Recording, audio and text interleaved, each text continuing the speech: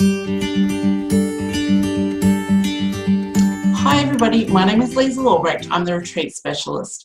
For those of you that don't know me personally, I wanted to share a little bit about what my year has been like. It's been one of tremendous growth, but one that I've mostly been on autopilot for. So I've always wondered what my business would look like if I wasn't totally present, emotionally attached and consistent. And now I know it actually thrived, which surprises me. It's weird because that's completely opposite to what everyone else is saying. Be present, be consistent, build those relationships. All those things that make it different have gone a bit skew-iff this year.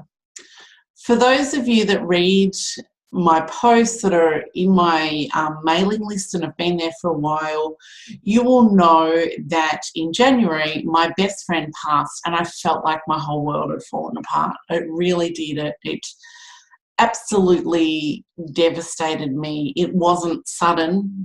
She'd been unwell with cancer for 12 months, but she did pass suddenly. It was, she was fairly well one day and gone the next. So for this reason, I became quite absent. I was dealing with my grief and I really wasn't present. I was on social media. I was still doing consultations. I was designing things, but I'd unattached myself from them.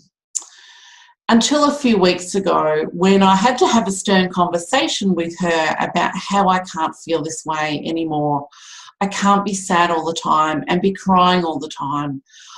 It doesn't mean that I don't miss her or love her any less. I miss her every day. I just had to move past the sadness that I felt all the time. And I needed to do this because I needed to become back and present in what I was doing. I'm pretty good at recognizing what I'm feeling and pretty good at stepping away.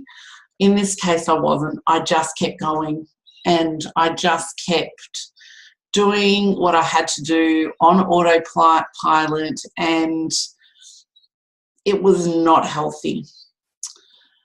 But as soon as I'd said those words out loud, in me, it was a conversation in the car. I had it with her. I talked about how I loved her, but that sadness needed to move. And something did shift. That grief moved and my heart repaired just a little. And I knew it was time to get moving again and for a fresh beginning. So what amazes me is how my business has continued to grow. It's brought in more money than ever before, and the flow of business is really happening and apparently thrive when I look at the figures and look at the growth. What is that and how did it happen? I've got no idea. So I thought I would sit down and actually write about it and look at what I've done and how it's changed. So number one thing I came up with was I was not overly emotionally attached to anything. And maybe that's how entrepreneurs build these big businesses and then sell them. I could never imagine selling my business, but there was something about unattaching myself that made a difference. It all just happened, including traveling to the UK to run a highly successful retreat training and an 18-day bespoke tour. I didn't overthink everything. It all just happened. When I had an idea, I just ran with it and it grew and flourished. I didn't plan it. I didn't scope out every minor detail. I just did it. I did a mastermind course with the beautiful Natasha Corbin for 6 months and mostly did what I was taught. Mostly, didn't do everything. Again, I didn't think too much about it. I did, though, discover running 5-day challenges is not for me. They cause me that much stress.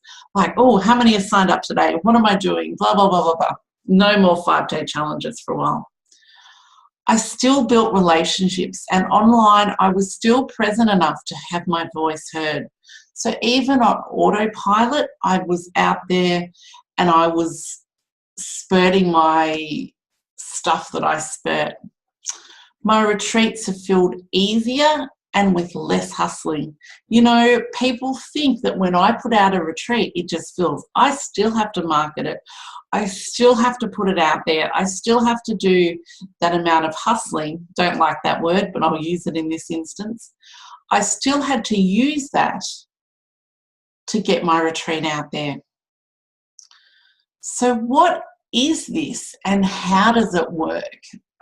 I had to really think about it. Why is it when I let go of this emotionally and was very much on autopilot, although I didn't realize it at the time, how did it affect my ability to run retreats?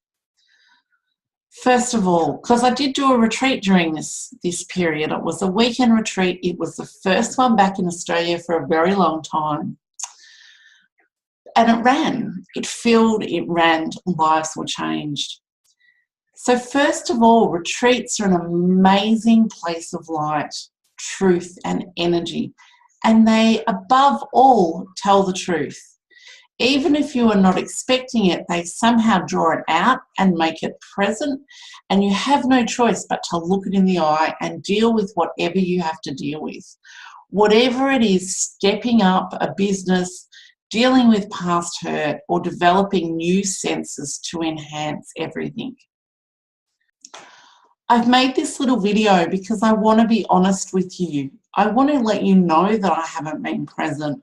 And now that I am, the world is going to be taken by storm.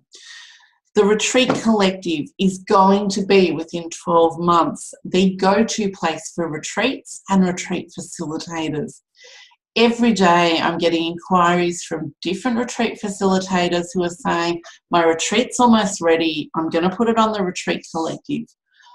Of the list that it's getting sent out to, 73% of emails are viewed and opened. There is a 50% click-through rate to look at the retreats that are there. So I'm so excited that this has flourished without that attachment and without that over-processing what I was doing. Yes, I've always been passionate about it and always been passionate about having a space where retreat facilitators and people looking for retreats can come together. But the ability and the knowledge that I stepped away from it emotionally has made the world of difference, because I just did it. I didn't go, oh, it's not ready yet. I just did it. I just launched it. I did the whole website myself, which I am so super proud of. And I think that's my biggest lesson in this. Just do it.